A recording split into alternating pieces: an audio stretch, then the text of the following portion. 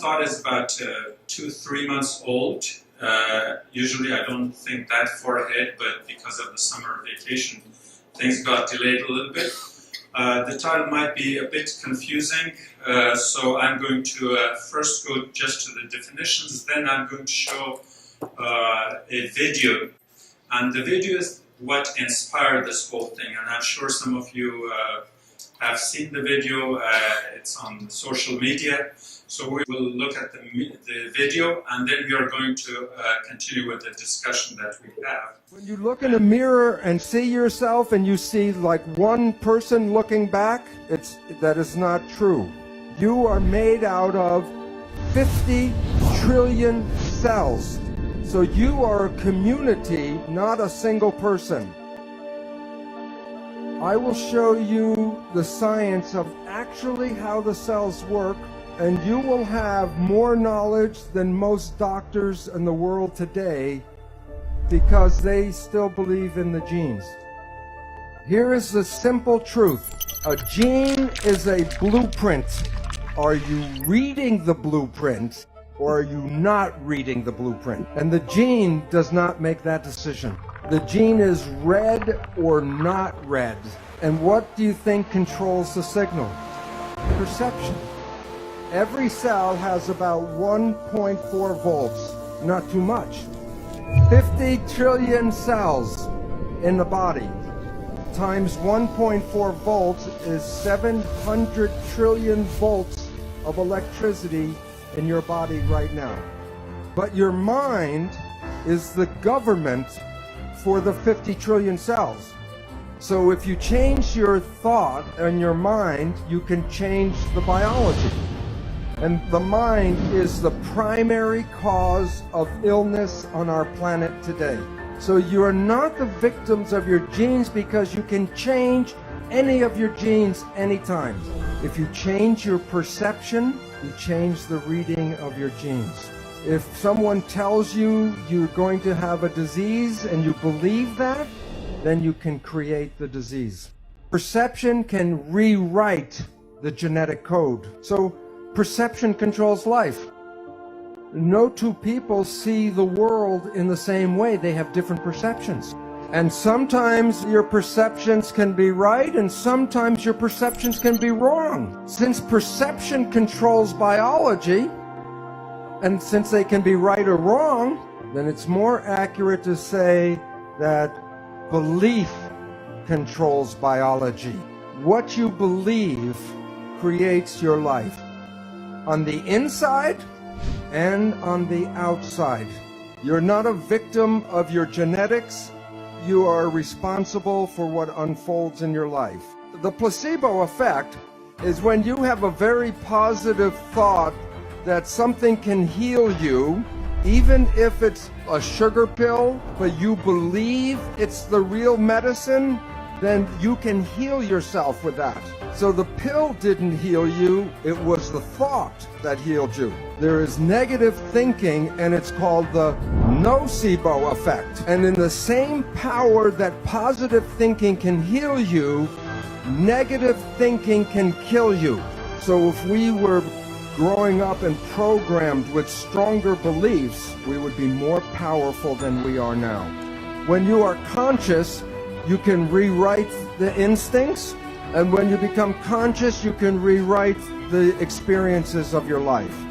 So that it is important to recognize that what we are not using enough of in our world today is consciousness.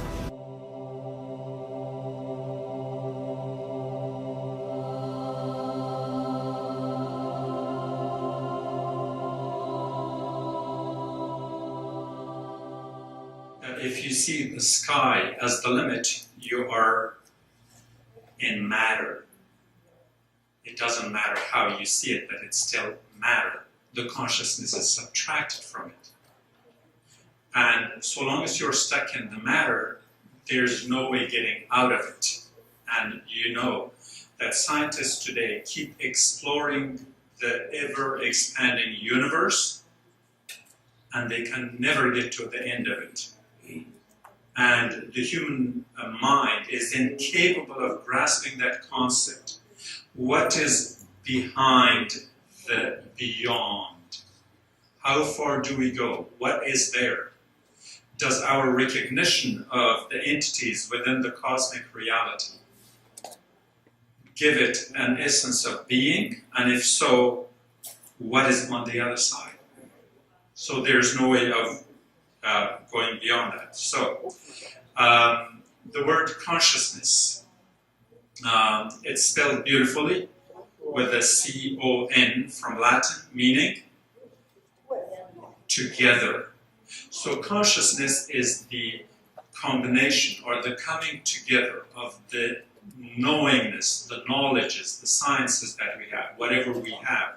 In other words, we often put our own label on the knowledge we have. My idea, your idea, his idea. Ideas do not accept identity. We are too small for an idea to carry it in totality. The consciousness that goes through us, we become a vehicle for it. We are not it. One could say philosophically that when I say it's my idea, that should be considered blasphemous. Because idea is so free-flowing. Just because it made me a means to flow through, nothing gives me the right to claim its ownership. But our thinking is usually that way. So we will define consciousness from the various meanings, the one which has the awareness by the mind of itself. The key word is itself. The fact of awareness by the mind of itself. So when the mind becomes aware of itself, of what it is. Now, what is the mind? Again, the materialistic thinking would automatically take us to the neuron endings, to our brain, and to anything that's tangible. No, the brain is the means. That is the vessel. That is the chalice. Consciousness emerges from the operations of the brain. So therefore, the brain is the vehicle. It's not the real thing.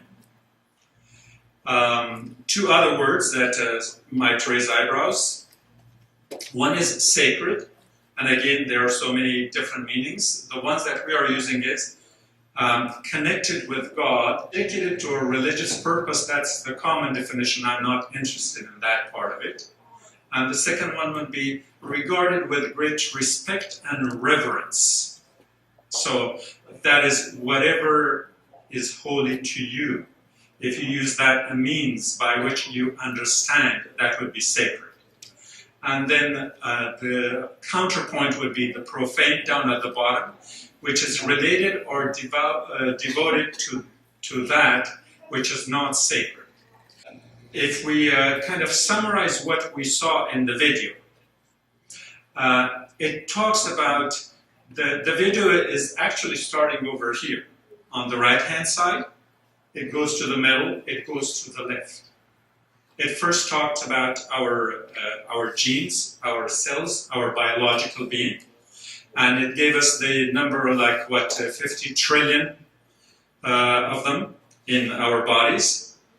But then out of those 50 trillion, if we give them the entity, if we give them the essence, if we give them the value that, in my opinion, they do not deserve, then wouldn't it be insulting, at least, to say that we are cells walking around.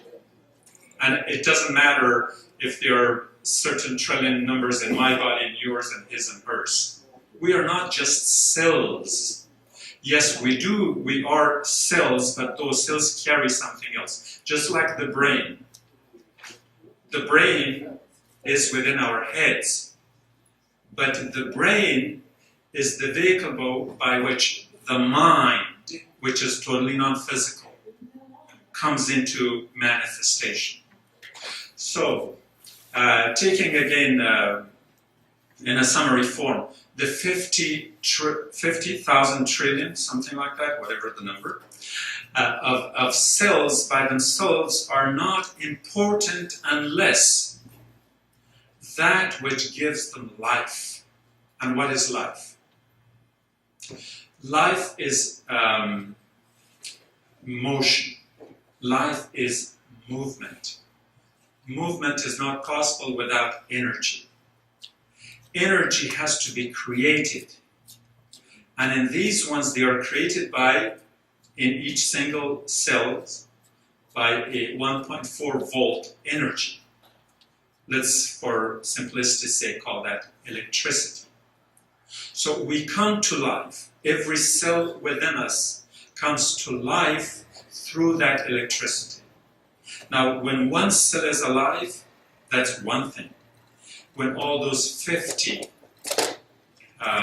trillion or 50,000 trillion cells come to life with 1.4 volt of energy per cell, it comes to the 70 trillion cells energized, having come to life. So, the video argument was, we are here, the cells, but the cells can't do a thing by themselves unless they have the electricity, mind, thought, perception, or belief.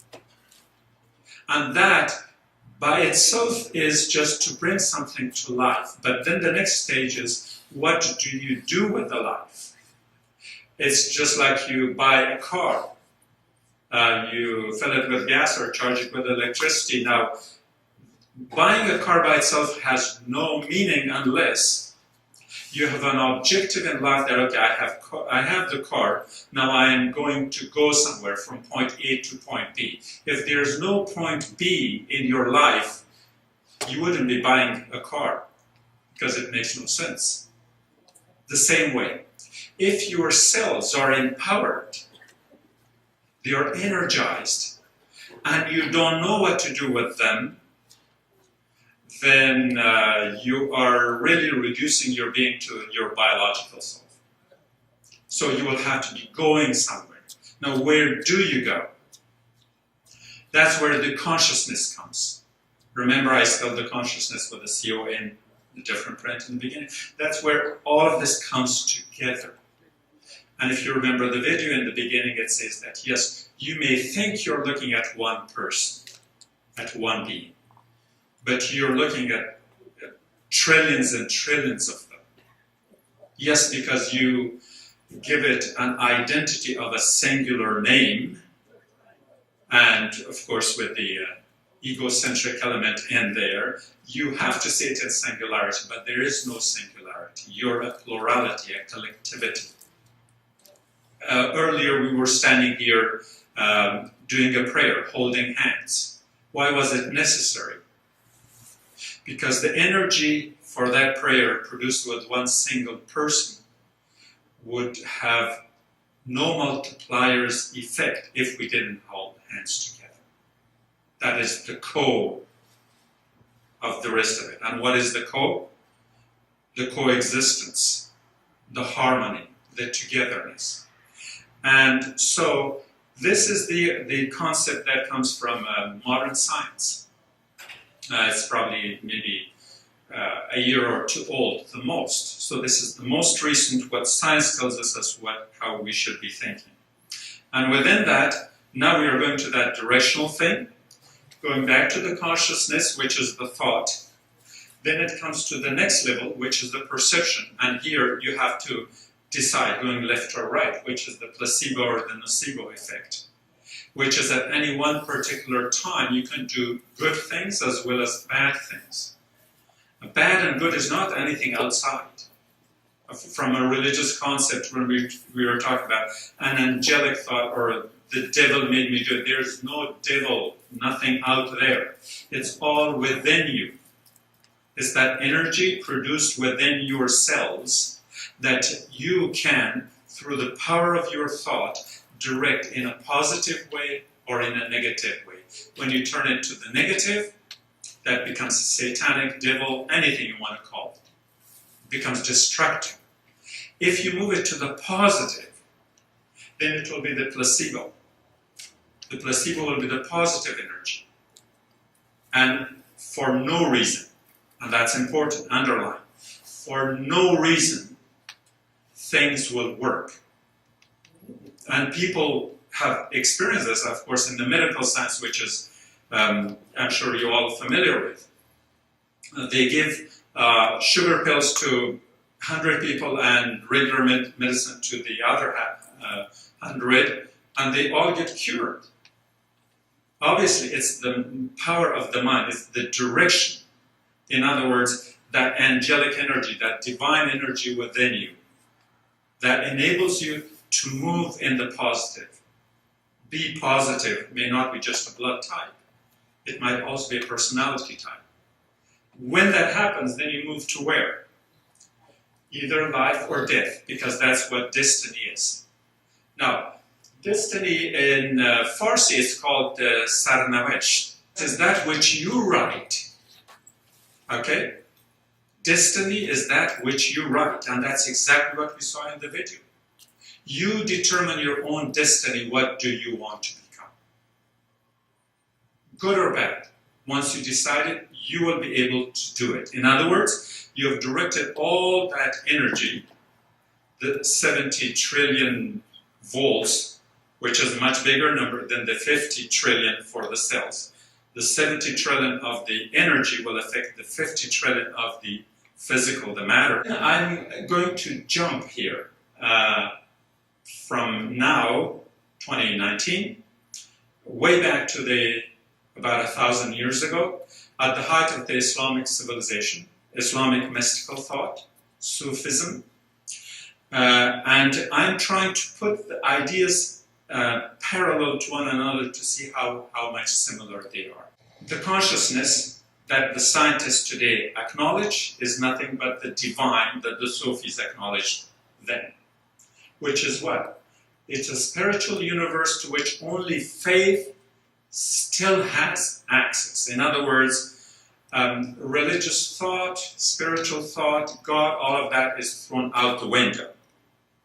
Because we are progressive, we are modern, we think matter is the only thing that matters and spirit is out. And because of that, I use the word still. It's still accessible if you tap onto it. But it's not fashionable, of course, we all know that. In the second one, it's the collective unconscious, and this would go to the Jungian psychology. And this involves active imagination, creative imagination, hemma, which is an Arabic word, in Farsi we say himmat, and the intermediate universe. When we talk about imagination, the problem we always have is that middle part of it, image. And when we think of image, we think that, well, we created an image that does not have a reality. The image you create in your mind could be an image of fantasy, of daydreaming, which is fine. The human mind is capable of that. But you could also create that image in a positive way to do something with it. And so when you become the instrument of creating an image of something and then directing it in a positive way, then it becomes the exact same placebo effect we had in the previous discussion.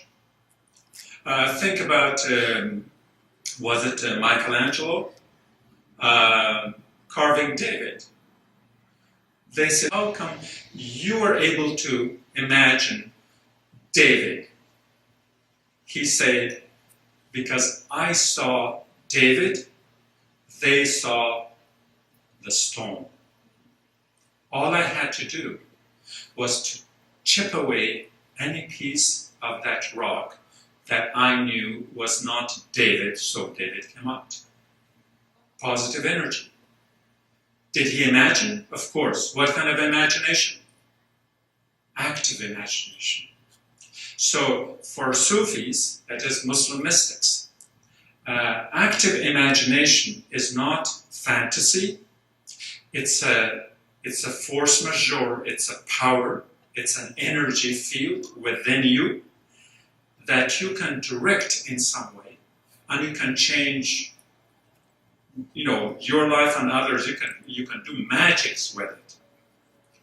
But it is not a dormant image. that just comes and appears there and it's gone. It's an image that's more like a blueprint that directs you, that sends you in some way. Hima is the inner energy where you thrust yourself in a positive direction. And all of a sudden, it has this multiplying effect, like Greta Thunberg. Last year, this time when she was standing outside the Swedish parliament, there was one little 10-year-old girl with her backpack and books, and she had her sign, Schools for the Environment, and probably some people made fun of her. I mean, who is she? That was last year. Now, a year later, that positive energy in her resulted in millions and millions of young people around the world following her role model. She has become the prophet of our age. Why? Because she used the active imagination in a positive way, and she had the determination, we can call Emma, and that's what thrusted her forward. Nothing can stop her now. Nothing. And tomorrow the United Nations is going to have what? You think that she set the agenda for the United Nations? Yes, that 10-year-old girl. And again, in Islamic mystical thought, there's the realm of the divine. And I'm oversimplifying, probably we'll have another lecture on this time. So the realm of the divine is here. And the human realm is down here. And what's in the middle? It's kind of like a border. Now, let me speak through analogy again. When you reach the border of a country, at least customarily, traditionally, what was the thing you always did? Exactly. Show your papers, yeah, your identity card, and you exchange some money to get the money, the currency that is used in the other country. You cannot use your currency in the other country's currency, right? So two things. One, exchange currency. Two, you have to have an identity, a photo identity. Now, take these countries and put them this way. One country is the realm of the divine, the other country is the realm of humanity. The border point is the intermediate universe. Now, how is God going to talk to you or communicate with you if He is in a different world? Or in other words, how are you going to talk to God if you don't have the currency of that universe? You don't have their money. You don't have their currency. It's not going to work. So when the exchange happens, you lose something. What you lose is that you get an image, a perception, an idea of what the divine is. And if I ask each one of you what is God, based on your perception, there's no way that all of you will come up with the same answer. Once you get to the detail, everyone's God will be different because you made that travel at a different time, different circumstances, different exchange rates, etc., etc. Nonetheless, it is necessary to go through this boundary for you to have some idea of the other world. Not the exact idea, that's not possible because we're not capable. But you have some idea. The human level is down here, the realm of the senses. The senses define for us what we know as the reality. Why? Because we measure it by the senses. If I ask you that picture, is it blue or green or whatever, you're going to give me some word. We might share the same word, but nobody knows if all of us see the same blue. Because it's a reflection of what happens inside our eye. And so these are just definitions we agree on for convenience. There's no color. There's no color at all on any of those walls. It's just only reflections of how your retina is doing, translating light and darkness into whatever image it creates. And so that is what our sensory world is. What we hear, what we see, what we touch. Imagine if your five senses were not there, you will never be able to define reality the way you do now. And so losing any one particular sense makes your definition of the reality more and more relative. And when it becomes relative, it's not the absolute. It's not the truth. It's a relative reality. That's what the word reality is. Reality is relative. Truth is absolute. The absolute is over there. The relative is over here, because this is embedded in the senses. Let's take this one step further. We are going to the thoughts of Ibn Arabi, a mystic scholar from Spain. He wrote this commentary on the Fatiha, which is the opening chapter of the Quran. It's comparable to the Lord's Prayer in the Bible. It is He who glorifies me at the moment when I glorify Him. It is He who worships me at the moment when I worship Him. What word strikes you? What bothers you? What disturbs you? When He worships me, God worships me, that's blasphemous. But to the convention thought. Why? Because Islamic conventional thinking is based on the Judeo-Christian principles, where there is a God that acts upon humanity. We are at the receiving end. Many Muslims think that way. They think this is Quranic thinking. It is not. It is Islamic cultural thinking. The way the Quranic God is different. Yes, in the context of monotheism, Jews, Christian, Muslims, and all that, we all agree. That is not the point. The point is that the Quranic God has two features, if not attributes, that are completely different in that, one, the Quranic God is both transcendent and immanent. Transcendent, that God is so big, great, powerful, expansive, that is beyond anything you can think. It cannot be contained. So it's beyond any reality you can measure. That's the transcendent part of God. But then there's the immanent God, which is right here in the human heart. So at one and the same time, that God is so big and so small. And in that sense, the Quranic God is different, and there is a different element to it, different than the Christian and Jewish belief system, if my understanding of those two faiths are correct, is that it's a reciprocal God, it's an interactive God. This God doesn't act upon you, it acts with you. You act upon God, God acts upon you. It's that energy. Remember we talked about placebo-nocebo effect?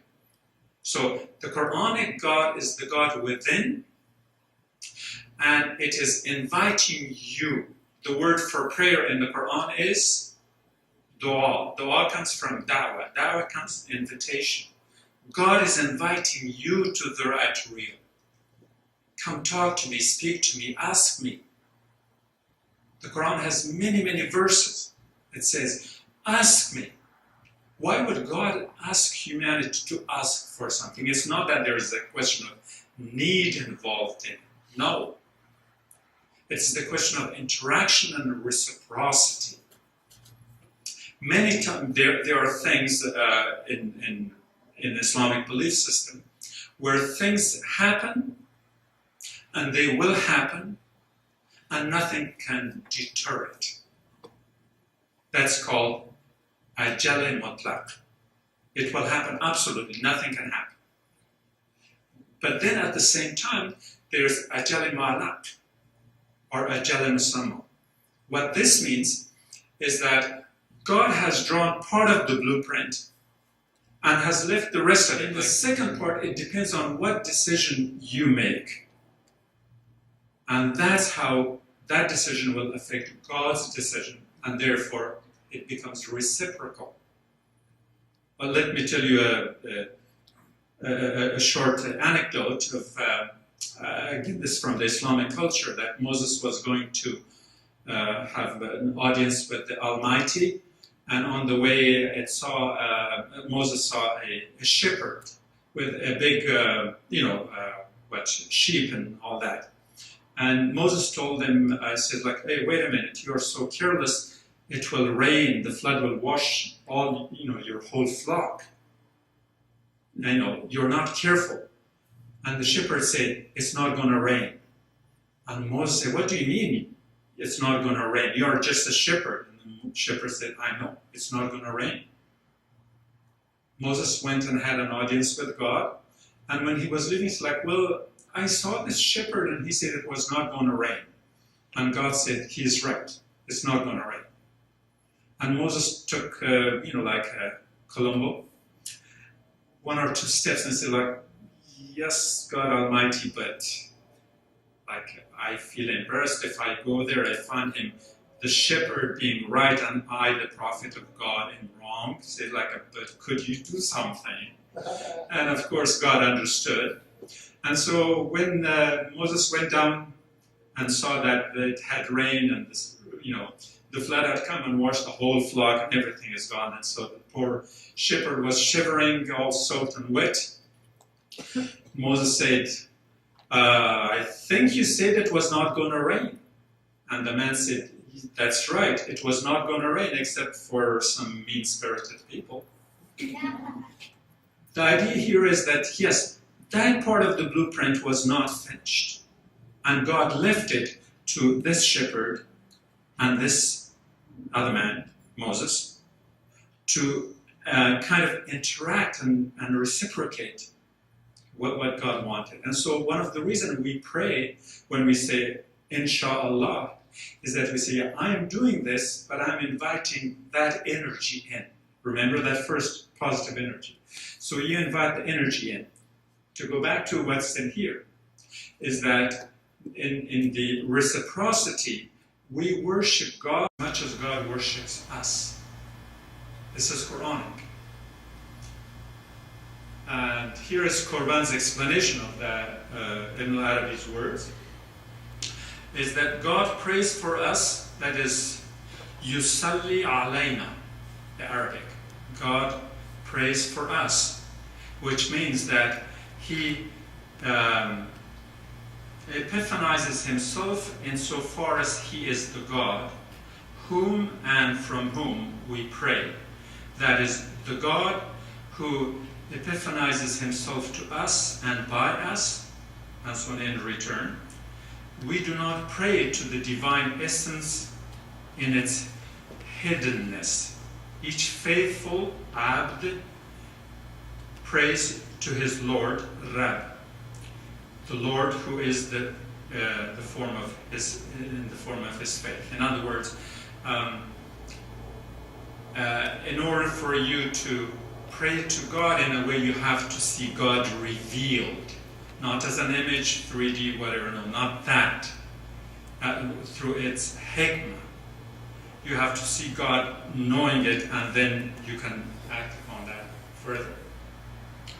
And here he's talking about that realm. Remember the intermediate universe we were talking about? That is called the Hadr al-Khiyal, the presence, did I translate it? Yeah. The imaginative presence. Remember that the exchange of images from human to divine, divine to human. So that's where this takes place. And what happens is that not only we worship God and God worships us, but it goes further. The organ of prayer, I'm on the third line. The organ of prayer is the heart. The psychospiritual organ, not this blood pump. With its concentration of energy, the energy we talked about in the first video, it's himma, okay? The role of prayer is shared between God and man. That's the important thing, humankind, read it that way. Because creation-like theophany is shared between Him who shows Himself, mutajalli, and Him to whom it is shown, mutajalli lahu. That the prayer itself is a moment in a recurrence par excellence of the creation. So tajdid al-khalq. In other words, the human kind becomes part of that creation thing. In other words, we create with God. All the things we manufacture, where do you think the energy comes from? Where the inspiration comes from? What does inspiration means? Being in the spirit. What is the spirit? The divine spirit we are talking about. So in this way, when you look at the mystical thought, it is not to be understood in the confines and context of a religious belief system. Whatever religion you believe in, however you believe, that's your business, nobody else's. God is beyond religion. God does not have religion. Religion is a human-made thing. The Quran clearly tells us repeatedly, today I have created your religion for you. Akmaltu lakum dinakum. Repeated pronouns. Your religion for you. That be ever mindful of prayers and of praying in the most excellent way. I'm reading the translation first because the Arabic has the beauty of Hafidu ala salawati was salat. Those two words are in red for a reason. The word for invocation or prayer are rooted in the same cardinal letters. In other words, sending blessing to someone is the same as praying for someone. In Arabic, the word for the singular is salat. Salat means prayer. The plural is salawat. So salawat means both prayers and also sending invocation. And here is the famous ayah that says, Inna Allahu wa malaikati yusalluna ala nabi. It says, verily God and His angels bless the Prophet. Just think about it. God is blessing the Prophet. God is blessing a human being. Now you understand how it's reciprocal? I mean, there's no way for a human to reach the level of God. But God in its almightiness is honoring, respecting, blessing, and with that other three-letter definition, praying, worshiping the human. So see, it goes both ways. Verily God and His angels bless the Prophet. O you who attain to faith, bless him and give yourselves up in utter surrender. In other words, surrender is the concept of peace we were talking about before. In love. Because you don't take anything, you give things. It says, so you have to symbolically bless the Prophet through complete willingness of the self. Not because you have to. Not because you're obligated. But it has to be out of love. Because if it isn't, then it cannot be self-surrender. And the self-surrender will be the wasallimu taslima, which is the word for Islam. And Islam means surrender. And so this is part of that surrendering to the harmony and convergence of all energies in the universe. And so if it's manifested in one human being, so be it. Fazkuruni askurkum. If there was any doubt left in your mind, literally it means, so remember me and I shall remember you. But the word zikr, which is one kind of worship, has two forms. One is called zikr khafi, which is the unuttered remembrance. So like if you compare it to the Buddhist mantras, there are certain mantras you have to announce and pronounce and sing and chant loudly. But there is another kind which you have to say in your heart, in silence. And when you do that in silence, who's going to hear it? Nothing except you experience it in the heart. So then the correct translation for that would be, have me present in your heart, and I shall have you present in myself. That is the height of the reciprocity of the human and the divine in Islam. We go back to another definition of the active imagination in the context. Now we are combining it with the consciousness. So active imagination is both conscious, willed, and spontaneous autonomous process. Now, if you can have that image from the video you saw in the beginning, how it happens, that positive energy, okay? It has to be conscious, willed, and spontaneous autonomous process. What happens to it? Through the annihilation in the divine. In other words, this polarity between the God and human, you have to become nothing so you can spin around God. If your ego is too powerful that you have gained centrality, then you're spinning the God around yourself. You spin the God around yourself, you became the God. But if you spin yourself around God, then God remains what it ought to be. And it's in that sense that the annihilation it means, you become the zero, so God becomes the absolute one. There can't be one there and one here. That's duality. So, through annihilation in the divine, the mystic opens himself to receive theophanies, resulting in a life lived perpetually in awareness of divine presence. Union with the divine is the aim of the mystic, becoming one. Imagination, active imagination, is a projection of the inner soul upon the outside world. Where did I tell you God was? Within you. What happens here? You project it outwardly. I conclude with a poem by Rumi.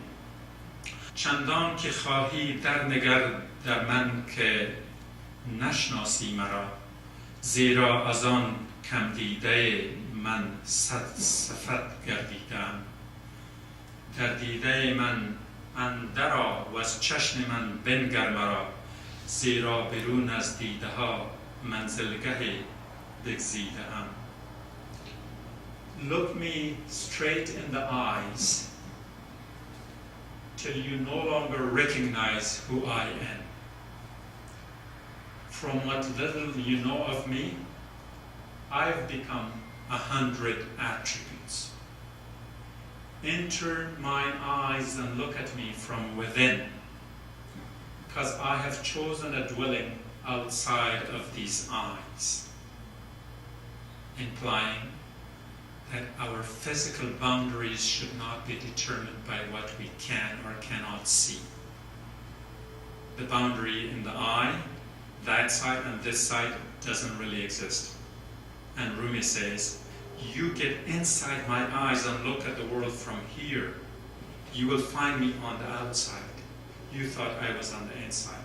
So he's playing with words to tell you that that initial concept of consciousness, togetherness, that we are all one, that not even our physical boundary of the body, the skin and bone, the frame, cannot contain us within or keep us outside of it, that we could fall on both sides.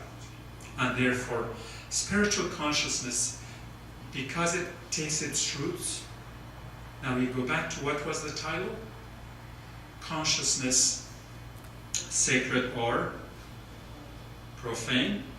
And I also had probably a good definition, a title in Farsi, Taqaddus dar zamir agah. In other words, we have a holiness of the divine within us as energy that moves us. That we are as holy because we have been made holy by that same energy, which is the divine energy. What we saw in the video had more modern terminologies, okay? The placebos and, the volts, the energy, electricity, all that. That's fine, it doesn't matter, so long as you get an idea of the oneness, that God is not a separate entity that's within us. And thank you for being part of our collective consciousness.